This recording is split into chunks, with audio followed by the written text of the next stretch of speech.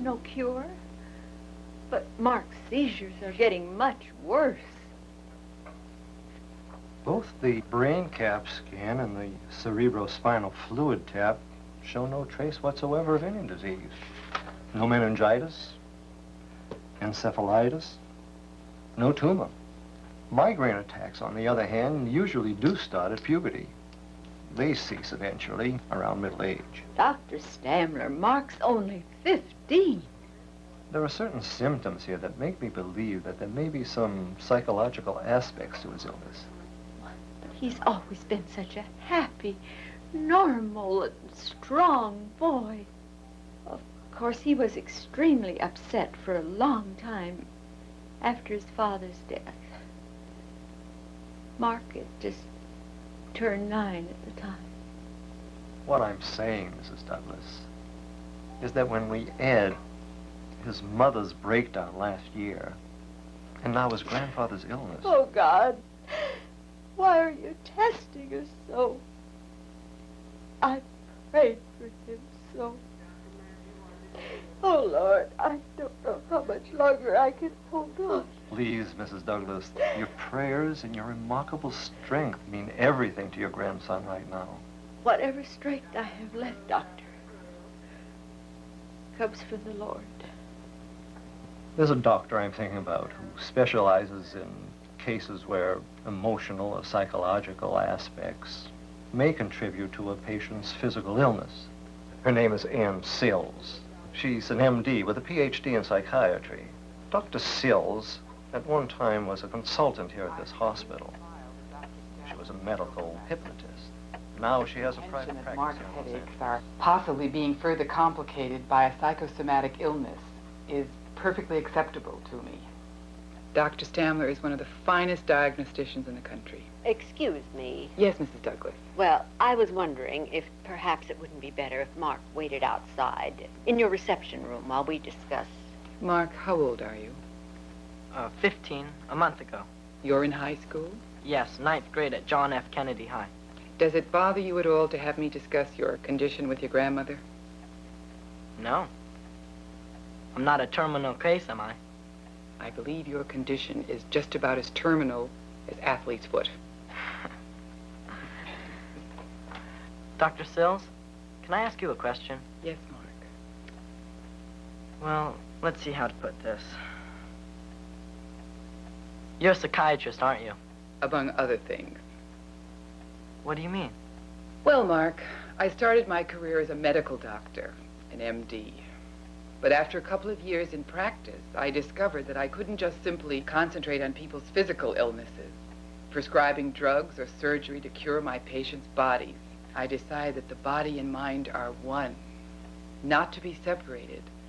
Both must be considered together, equally, to effect a complete cure. Do you understand what I'm saying? Yeah. But it still messes me up a little bit to think that I need a psychiatrist. And it will mess me up a lot to have you think of me only as being a head shrink. Okay, I'll try. Can I look at some of your stuff? I won't touch anything. Go right ahead. Thanks. Just call me over if you want to ask me anything. Okay, I will.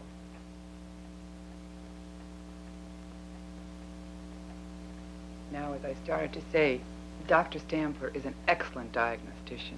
What prompted him to finally rule out ordinary migraine headaches was the fact that Mark's pain now seems to be centered in the region of the medulla oblongata, the rear and lower section of the brain. Migraines are caused by spasms of the cerebral blood vessels, which cause an intense pain just above one or the other eye. That's why he did the x-rays and various other tests, to be certain there were no diseases or injuries to the brain or spinal cord. Of course, all the tests show Mark to be perfectly fine physically. Thank God. But why is Dr. Stamler so interested in the events leading up to my husband's heart attack last month? Harold is recovering very nicely. We expect him to be back home before too long. Mrs. Douglas, in trying to pinpoint any psychosomatic illness, it's vitally important that every possible contributing cause be considered. That's why I would like to ask you to bring in all of the notes Mark's mother was making when she had her nervous breakdown. You mean the notes for her new book? Yes. I understand she's writing a novel on the Indians of the Southwest. The Turquoise Shadow, it's called. It's a children's book about the ancient cliff dwellers. Oh, Ruth is a marvelous writer. You can share your secrets with me. I want to know everything about you. I want to know everything about you. Also, I would like to ask that you relate to me everything about the events just prior to your husband's heart attack during your vacation trip. Oh, my. I don't know. The whole thing was a terrible strain on both of us. I've just forced it out of my mind. Then perhaps you'd allow me to put you into a mild state of hypnosis. You can recall more that way. Hypnosis?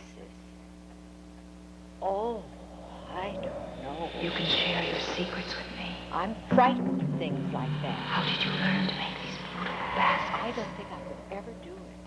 Mrs. Douglas, it could be very important to Mark's case. I want to know everything about you.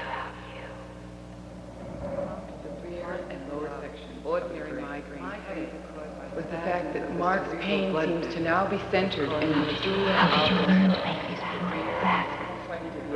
Migraines are caused by spasms in the cerebral blood vessels. You can share your secrets with me. Intense pain just above one. How did you learn to That's why. Oh, my God. Mark! I can show you. I'll teach you, Mother. I'll teach you.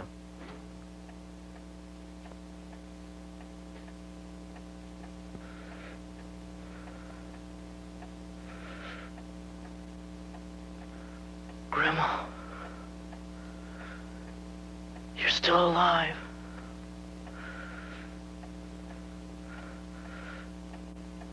I tried to kill you.